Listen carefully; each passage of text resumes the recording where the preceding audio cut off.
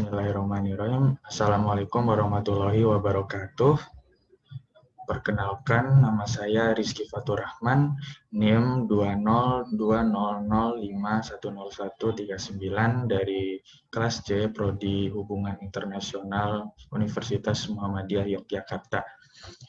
Jadi di sini saya akan mempresentasikan atau menjelaskan tugas saya mata kuliah kajian Al-Islam dari dosen Dr. Halim Purnomo mengenai penjelasan tata cara sholat yang menurut Muhammadiyah yang diperkuat oleh hadis-hadis pengantarnya. Baik, yang pertama adalah niat. Niat adalah maksud atau keinginan kuat di dalam hati untuk melakukan sesuatu. Niat merupakan pondasi yang paling pokok dalam suatu ibadah. Suatu ibadah pun akan diterima jika niat telah dijalankan atau niat telah ada. Yaitu contoh hadis yang memperkuat niat adalah yang artinya kunci pembuka sholat itu wudhu, permulaan takbir, dan penghabisan salam. Hadis riwayat Abu Daud dan At-Tirmizi. Lalu ada juga hadis yang artinya sesungguhnya sahnya amal itu tergantung kepada niat. Hadis riwayat Al-Bukhari dan Muslim.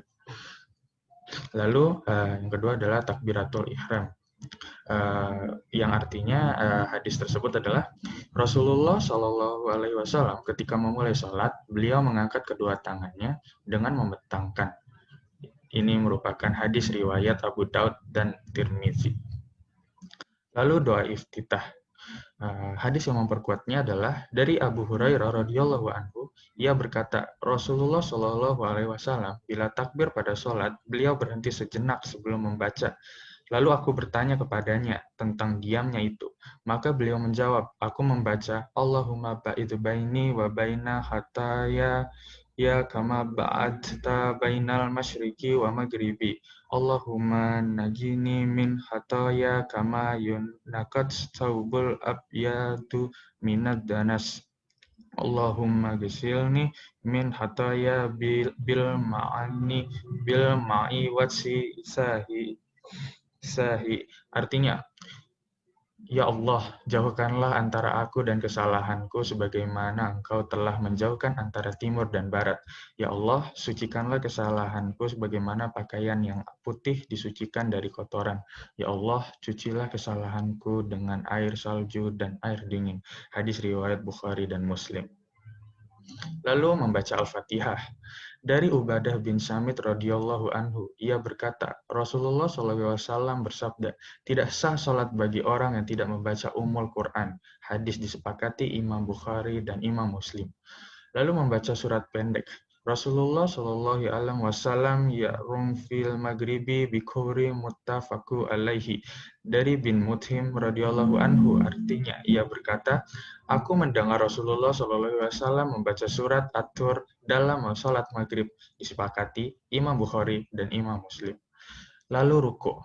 Dari Aisyah radhiyallahu anhu, ia berkata, Rasulullah Shallallahu Alaihi Wasallam dalam ruku dan sujudnya membaca Subhanallahumma Rabbana wa bihamdika Allahumma ghafirli, yang artinya, Maha suci Engkau ya Allah Tuhan kami, dan demi pujimu ya Allah ampunilah dosaku. Hadis riwayat disepakati Imam Bukhari dan Imam Muslim. Bacaan dan hadis ini juga memperkuat bacaan sujud, yaitu sama dengan bacaan ruku, yaitu subhanakallahumma rabbana wa bihamdika Allahumma ghafirli. Lalu i'tidal. Dari Abu Hurairah radhiyallahu anhu, ia berkata, Rasulullah Shallallahu Alaihi Wasallam apabila bangkit hendak sholat, beliau takbir tatkala berdiri dan bertakbir lagi tatkala hendak ruku. Ia membaca Sami Allahu liman hamidah dalam mengangkat tulang punggungnya dari ruku. Lalu beliau membaca Rabbana lakal hamdu sambil berdiri. Kemudian beliau takbir tatkala hendak sujud, lalu takbir tatkala mengangkat kepalanya, lalu takbir lagi tatkala hendak sujud, lalu takbir lagi tatkala bangkit. Kemudian demikianlah seterusnya dalam salat dan beliau takbir Allah bangkit. Setelah duduk dari 2 rakaat setelah tahiyat awal, hadis disepakati Imam Bukhari dan Imam Muslim. Lalu selanjutnya, duduk di antara 2 sujud. Dari Ibnu Abbas radhiyallahu anhu, ia berkata bahwasanya Nabi Shallallahu alaihi wasallam membaca di antara 2 sujud, Allahumma firli warhamni wahdini wa'afini warzuqni. Hadis diriwayatkan oleh Imam 4 kecuali Imam Nasa'i. Adapun lafaz hadis pada Imam Abu Daud dan Imam Hakim menyatakan sahihnya hadis ini. Lalu tahiyat.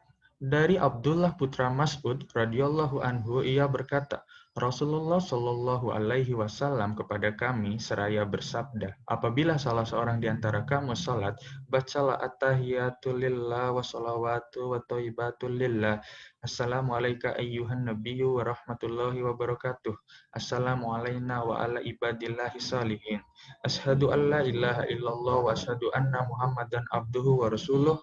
Lalu pilihlah dari doa yang ia terpesona karenanya dan berdoalah. Hadis disebut. Hadis tersebut diriwayatkan oleh Imam Bukhari dan Imam Muslim. Adapun lafaz hadis ada pada Imam Bukhari. Lalu sholawat. Dari Abi Mas'ud radhiyallahu anhu, ia bertanya Basir putra kepada Rasulullah Shallallahu alaihi wasallam, "Ya Rasulullah, kami telah diperintahkan Allah mengucapkan sholawat kepadamu. Bagaimana cara bacaan sholawat itu kepadamu?" Kemudian beliau diam sebentar, lalu beliau bersabda, "Bacalah Allahumma sholli ala Muhammad wa ala ali Muhammad kama sholaita ala ali Ibrahim wa barik ala Muhammad wa ala ali kama barokta Ibrahim ala innaka hamidum majid." Adapun bacaan dalam sebagaimana yang telah kamu pelajari, hadis diriwayatkan oleh Imam Muslim. Lalu doa sebelum salam. Dari Abu Hurairah radhiyallahu anhu, ia bersabda, Rasulullah Shallallahu alaihi wasallam, apabila seorang di antara kamu tahiyat, maka mintalah perlindungan kepada Allah dari 4 perkara. Bacalah, Allahumma inni a'udzubika min adzabil qabri wa min adzabin nar wa min fitnatil mahya wal mamati wa min fitnatil masihid dajjal. Hadis disepakati Imam Bukhari dan Imam Muslim. Lalu yang terakhir yaitu membaca salam. Dari Wa'id putra Khuwair radhiyallahu anhu, ia berkata, aku pernah salat bersama Rasulullah Shallallahu alaihi wasallam. Lalu beliau dalam salatnya menoleh ke sebelah kanan dan membaca Assalamualaikum warahmatullahi wabarakatuh. Selanjutnya beliau menoleh ke kiri dengan membaca Assalamualaikum warahmatullahi wabarakatuh. Hadis ini diriwayatkan oleh Imam Abu Daud dengan sanad yang sahih.